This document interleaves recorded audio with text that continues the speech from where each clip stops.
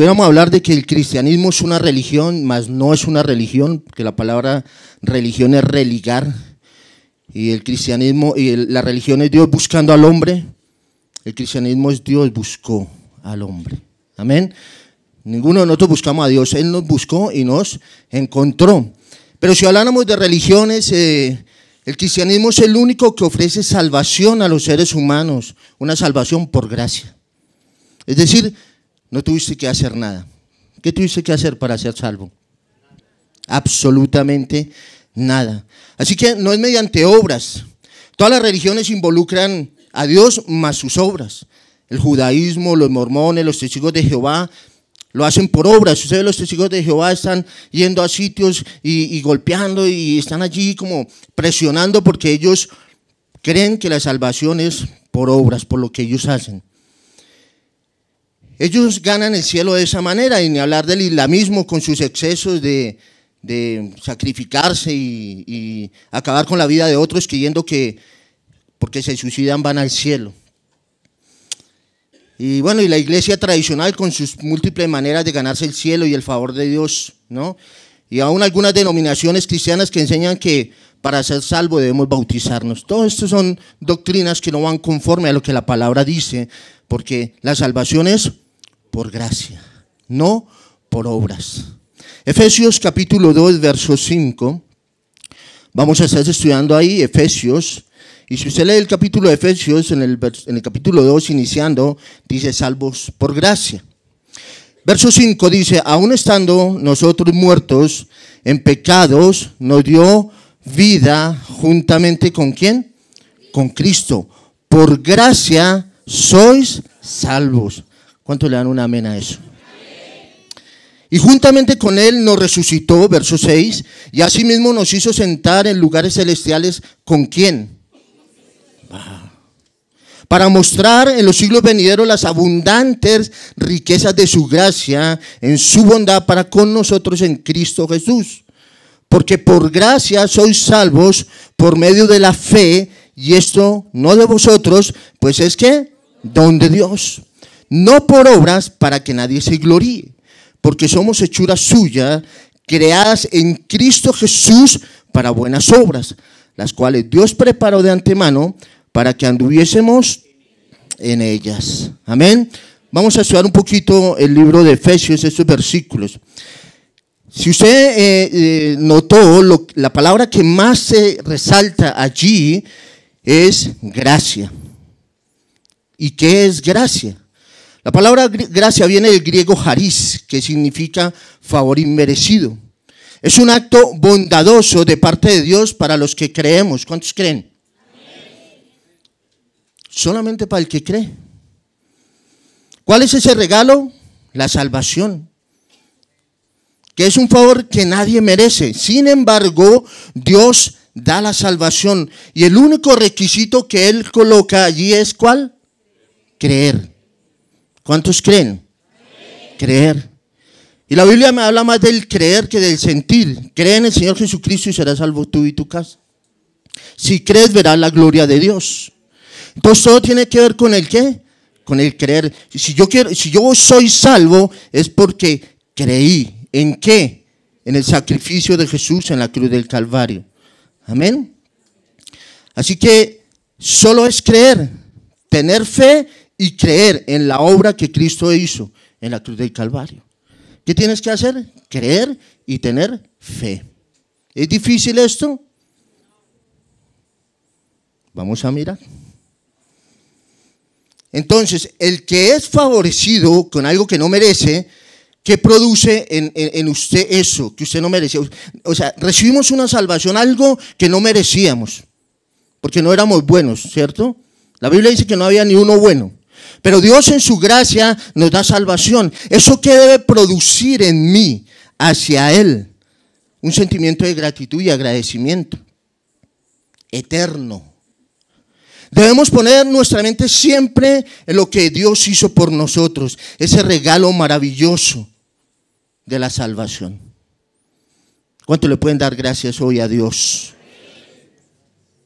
Porque si tienes a Cristo, lo tienes todo. Así que la gracia de Dios es mayor que todos los fracasos del mundo. Fue la gracia que cambió a un hombre llamado John Newton, que fue el que escribió la canción que ustedes escucharon. ¿Sí la escucharon? Hermosa, ¿verdad? Ese John Newton fue un hombre que vendía esclavos, un traficante de esclavos, pero los trataba como animales. Era terrible. Y Dios lo alcanzó, como te alcanzó a ti y como me alcanzó a mí.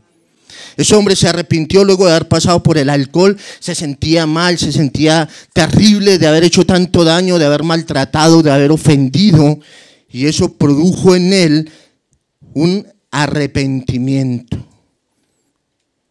Y su vida fue transformada, y la gracia lo alcanzó. Y escribe este himno, Sublime Gracia. Estamos hablando del año de 1700 algo. Cuando él escucha el mensaje de la gracia de Dios, se acercó a Dios con un corazón arrepentido. Pensaba que tal vez Dios lo iba a rechazar, pero Dios lo alcanzó. Tal vez tú hoy piensas que no mereces. Tal vez muchos están diciendo, ¿cómo hago yo para ganarme la salvación? La salvación se obtiene cuando crees. No tienes que hacer absolutamente nada, sino creer que Jesús murió por ti y por tus pecados. Si solamente crees, dice la Biblia, si crees verás la gloria de Dios. Y es tan difícil a veces creer en lo que Dios ha hecho, es tan difícil creer a su palabra porque es necesario que haya más cosas que se hagan evidentes para yo creer. Entonces yo tengo que sentir. Pero la Biblia no me habla de sentir, me habla del creer. El fundamento de un hombre y de una mujer que ama a Dios es creer. Dios lo dijo, yo lo hago. Amén. Y eso es por gracia. ¿Cómo se recibe la gracia de la salvación? ¿Por medio de qué? De la fe. No hay otra forma. ¿Pero qué es la fe? Es creer. Amén. ¿En qué? En el sacrificio de Cristo Jesús en el Calvario. Creer que Él me perdona, creer que Él me libera, que me justifica, que me dio libertad de la esclavitud del pecado y de la maldad y que me trasladó de las tinieblas del reino de Jesucristo a la luz admirable. Ese es el requisito que Dios pide. ¿Tú crees que Dios ya te perdonó? Algunos sienten que todavía no son perdonados.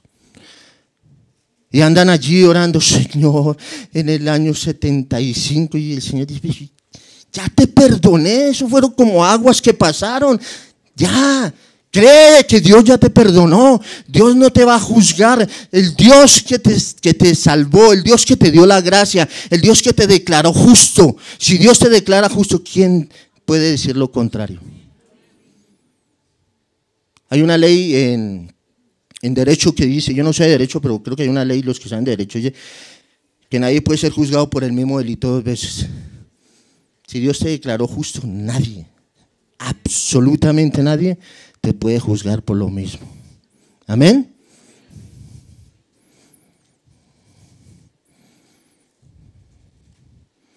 Así que la gracia de Dios debe reflejarse en nuestras vidas. ¿Sabe qué? Cuando nos movemos en la gracia, hacemos cosas que muchas veces la gente no entiende. Para la gente es extraño que en Tierra Deseable no cobremos las predicaciones, no cobremos los eventos. Pero ¿sabe qué? Hemos entendido una cosa, de gracia hemos recibido y de gracia debemos dar. Porque la salvación es gratis. ¿Sí o no? El Señor no te está cobrando la salvación. Y si Dios no te cobra, ¿quién te va a poder cobrar? Nadie. Entonces tenemos esa convicción de que toda enseñanza de la Biblia debe ser gratis. De gracia hemos recibido, de gracia debemos dar. Pero alguien dijo, ¿sabe qué, hermano? Lo que pasa es que, vean, cuando usted a la gente le da las cosas y se las regala, ellos no lo valoran. Entonces yo digo, ok. Eso quiere decir que como la salvación no nos costó nada, entonces tenemos que ponerle un precio para que la gente la valore. No. Eso es pensamientos de una mente no renovada, de una mente corrupta. Amén. Porque la salvación es gratuita. Solamente Dios la da. Y quiero hablar de 4 puntos acerca de la salvación. Primero, la salvación no es por obras. Tú no tienes que hacer nada. Hay gente que cree que tiene que venir, que tiene que hacer, que tengo que diezmar, que tengo que ir a la iglesia, que tengo que hacer. No, eso es una evidencia de que usted ya ha nacido y que Dios lo ha transformado. Pero no es que usted tenga que hacer, subir, bajar, traer. No. Recuerde que solamente por creer. ¿Por qué? Porque cuando es por obras, entonces ya el hombre empieza a gloriarse. Amén. Dice, es que vea yo. Tremendo. Efesios 2:9. No por obras, ¿para que qué? Para que nadie se gloríe, para evitar el orgullo. Cuando tú oras por una persona y esa persona se sana, dele gloria a Dios. Diga, ay hermano, llore por eso. Yo la toqué y él se, tranquilo. Acuérdese lo que nos enseñaba el pastor la vez pasada, su habilidad en mí. Amén. Yo soy un burrito. ¿Te acuerdas del burrito? Y acá encima va Jesús. Amén. Entonces el burro no tiene derecho a decir nada, solamente llevar lo que Dios le dice que tiene que hacer. El apóstol Pablo decía, yo esclavo de Jesucristo, y el esclavo hace lo que su amo le dice. Amén. Y yo soy esclavo de Jesucristo. ¿Tú eres esclavo de quién? Gloria a Dios. Entonces, aquí la palabra orgullo, viene la palabra griega ergo, que significa esfuerzo, acciones. Entonces, no es por obra, no es por esfuerzo, es que yo, hermano, porque hay gente que es moralista, que se cree más buena que Dios. No, yo no fumo, yo no bebo, yo no tomo, eso no es todo. Y no es por eso que Dios te salvó, fue por gracia. Amén. Fue por gracia. Dios te vio y en su gracia se movió a favor tuyo.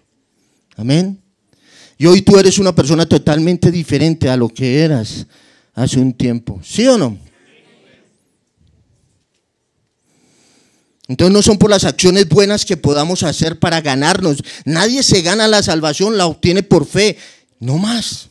Así que no es por las buenas obras, porque eso da pie para qué, para jactarnos. Es que yo, hermano, como yo no hay otro, hermano, la 4ª persona de la Trinidad aquí presente. Tranquilo, ¿sí?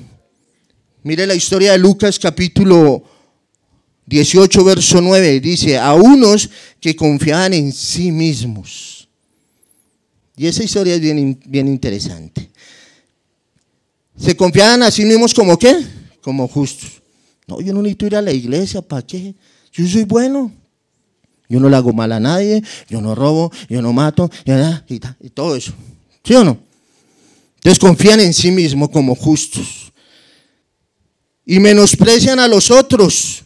Usted sí necesita, hermano, vaya a la iglesia, lambeladrillos y todo lo que le digan a uno. Usted es un pecador. Vaya allá, ¿no?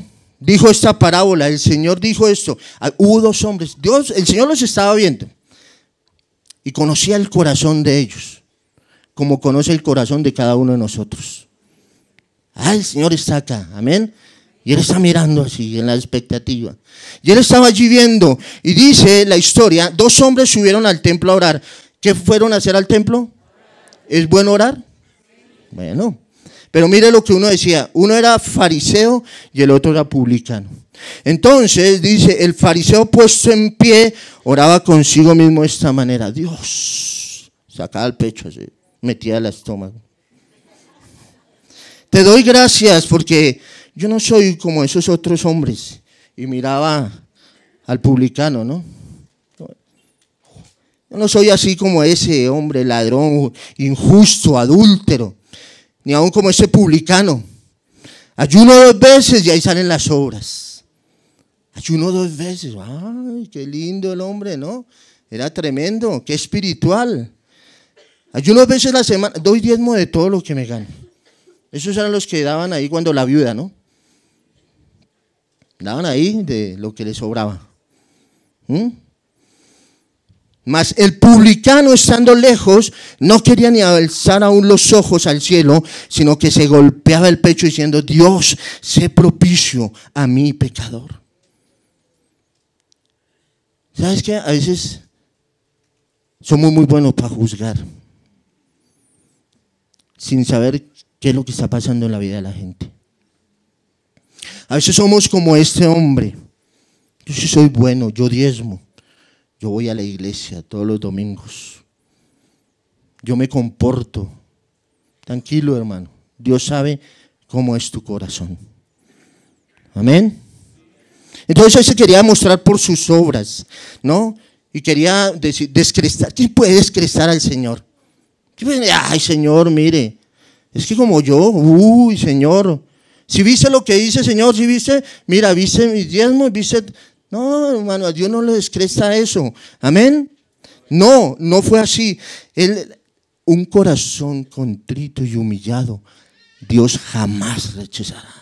Señor, perdóname, estaba ahí, Señor, perdóname, soy lo peor, he hecho lo malo, Dios, Padre, aunque digo que soy cristiano, maltrato a mi esposa, maltrato a mis hijos, maltrato a mi familia, soy vulgar, soy grosero, Dios, pero aquí estoy, Señor, me apego a ti, Dios, porque tú eres el único que me puede cambiar y transformar. Él solito con Dios. ¿Y sabe qué pasó? La historia lo dice. Os digo que este descendió a su casa justificado antes que el otro. O sea, ese fue salvo, el otro no. Porque cualquiera que se enaltece, ¿será qué? Y el que se humilla, ¿será? Entonces no es por obras, hermano. No es por lo que yo haga. Amén. Y hay gente que dice: uy, hermano, usted sí tiene palancas con Dios. No, Dios no tiene chequeados. Venga, hermano, ore usted, que es que a usted Dios sí lo escucha. Déjeme decirle una cosa. El velo se rasgó y tú solito tienes entrada directa al trono de la gracia. Amén. Amén. Gloria a Dios.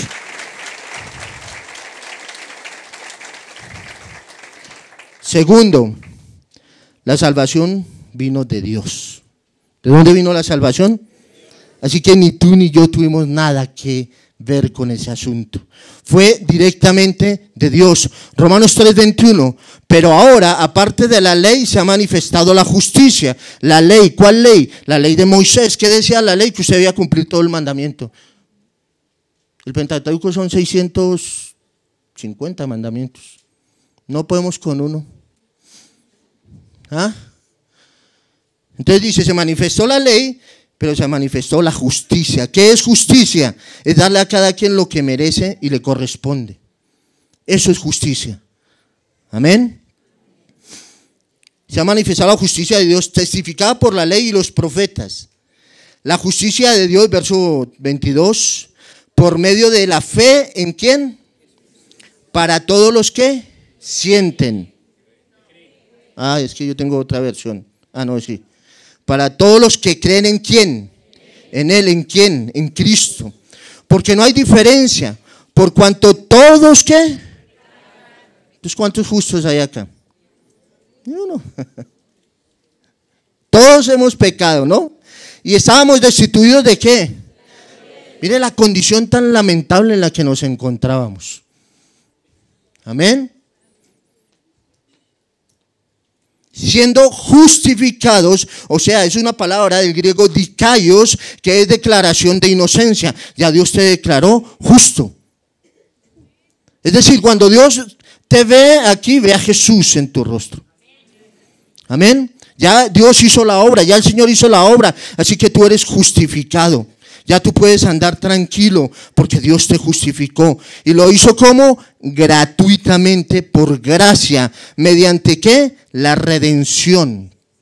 Esa palabra redención en el griego es apolutrosis. No es una enfermedad. Dígale al que está a su lado, hermano, usted está apolutrosado. Apolutrosis. ¿Y qué es apolutrosis? Pagar por un rescate para liberar a un esclavo. Eso fue lo que Jesús hizo por nosotros. Pagó un precio muy grande. Su sangre derramada en la cruz del Calvario para salvarte a ti y a mí. ¿No le parece eso extraordinario? Gloria a Dios. No, si es para el Señor, déselo fuerte.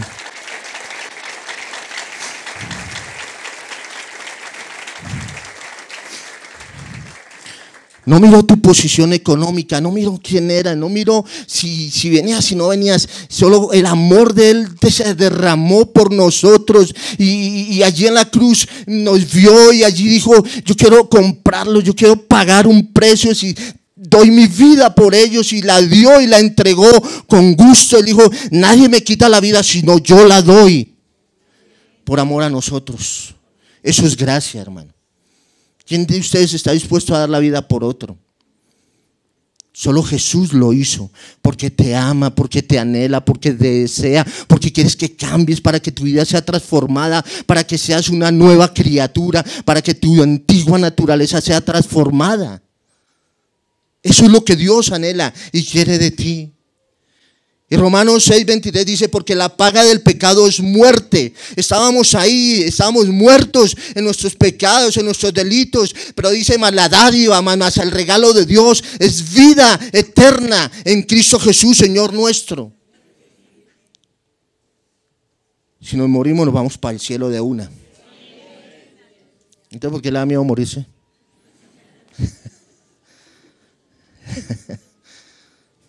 A veces la gente me dice, hermano, si vio que cayó granizo, que se movió la tierra, y hermano, que se mueva, que se abre y nos trague, sería lo mejor.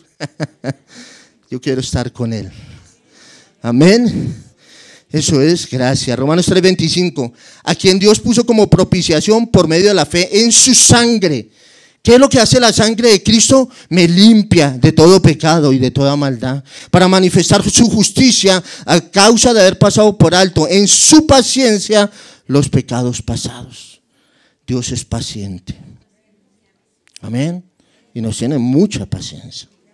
Y con algunos mucha más paciencia. Amén. Pero dice que por medio de la fe en su sangre, la sangre me limpia de todo pecado, mas la sangre no me protege. Amén. Eso es una doctrina totalmente contraria a la. Me aplico la sangre de Cristo para que no me roben. No, la Biblia no enseña eso, hermano. La Biblia enseña que la sangre me limpia de todo pecado y de toda maldad. Tercero, la salvación es gratuita. ¿A cuánto le gusta lo gratis? Así que el mensaje debe ser ¿qué? Gratuito. No entiendo dónde y cuándo entró la práctica de hacer reuniones, conciertos y todo esto con el fin de llevar a la gente a los pies del Señor y cobrar. No entiendo eso. Veo a Pablo, veo a los apóstoles, hasta daban sus recursos para la iglesia, pero no cobraban nada. Amén. Tú vienes acá, tú puedes llevar la predicación, puedes llevar, allí tenemos para evangelizar cantidad de material. Y todo eso es por gracia. ¿Y sabe qué hace Dios? Nos da más, nos da más, nos da más. ¿Tú sabes la labor que hace la iglesia con aquellos pastores que están iniciando? Los traen acá, les enseñan, les predican la palabra, los alimentan espiritual y físicamente. Eso es gracia. Porque de gracia hemos recibido y de gracia damos. Lo contrario a eso es corrupción del evangelio. No deben cobrar la entrada a ningún evento que se precia de ser cristiano. El mensaje debe ser gratuito. Dios cumple, Dios provee, Dios suple para todo esto. Dios es el que nos ha dado esto, de la provisión de Él.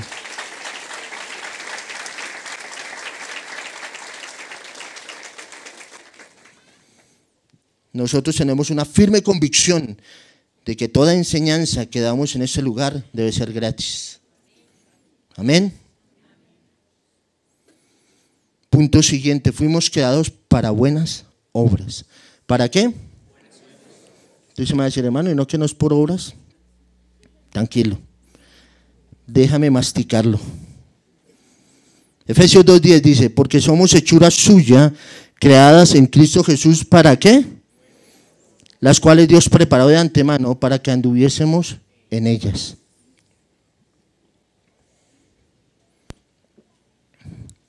Las obras son las evidencias de nuestra salvación, de que hemos nacido de nuevo, de que nuestra vida ha sido cambiada y transformada. No las hacemos para ganarnos la salvación, las hacemos porque ya la tenemos, ya la obtuvimos. Y como les decía, yo le digo al Señor, ¿sabes qué, Señor? O sea, Dios ha sido tan bueno conmigo. He visto su mano, su gracia, su misericordia. La gracia de Dios es tan hermosa y tan extraordinaria en mi vida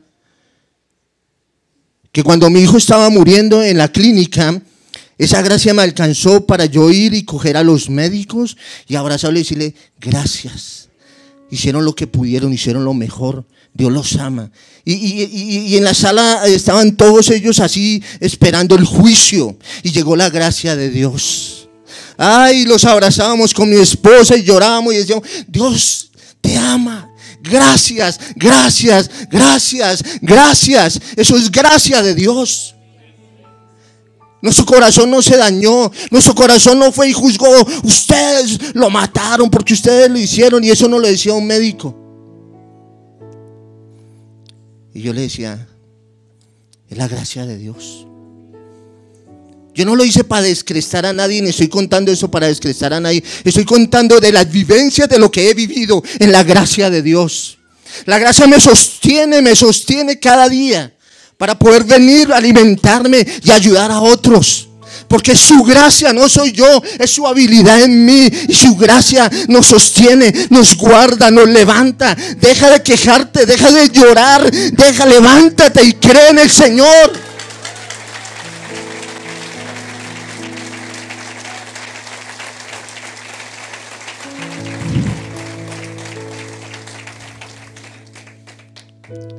Esa unción la cogí de la pastora. Y que uno se parece a los pastores. Ay, gloria a Dios. Entonces fuimos creados para hacer qué buenas obras. Esas son las evidencias que debemos mostrar. Está el amor de Dios, dice que ha sido derramado sobre nuestros corazones. ¿Sí o no? ¿Por qué no muestras ese amor para tu hijo que está perdido? ¿Por qué no muestras ese amor para tu esposo? ¿Por qué no muestras ese amor para tu esposa? ¿Por qué no muestras ese amor para tu familiar? ¿Por qué no muestras ese mismo amor para otros? Porque aquí todos somos lindos, aquí todos somos santos, pero tú tienes que mostrar por esas obras de que Dios ha cambiado y transformado tu vida.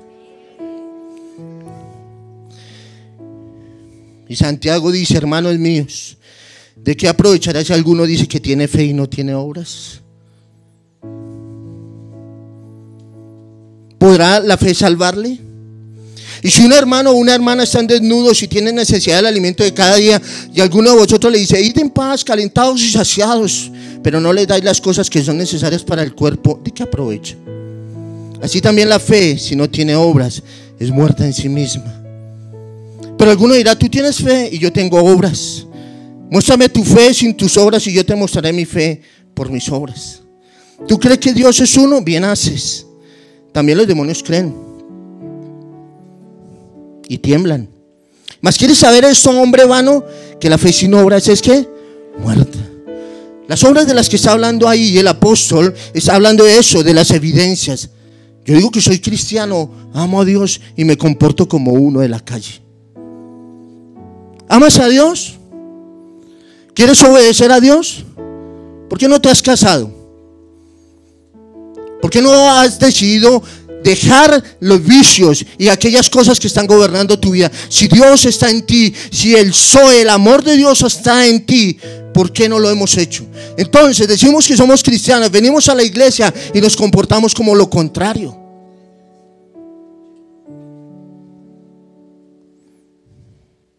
Entonces somos como estos. ¿Tú crees en Dios? Y yo sí, dijo, claro. ¿Tú crees que Dios es uno? Bien, haces, claro, está bien. Pregúntele a los de afuera a ver qué dicen. Van a decir que sí. Pero ¿sabe qué? Ese creer ahí es de aquí, de la mente. Porque los demonios también y tiemblan, pero no son transformados, no han nacido de nuevo.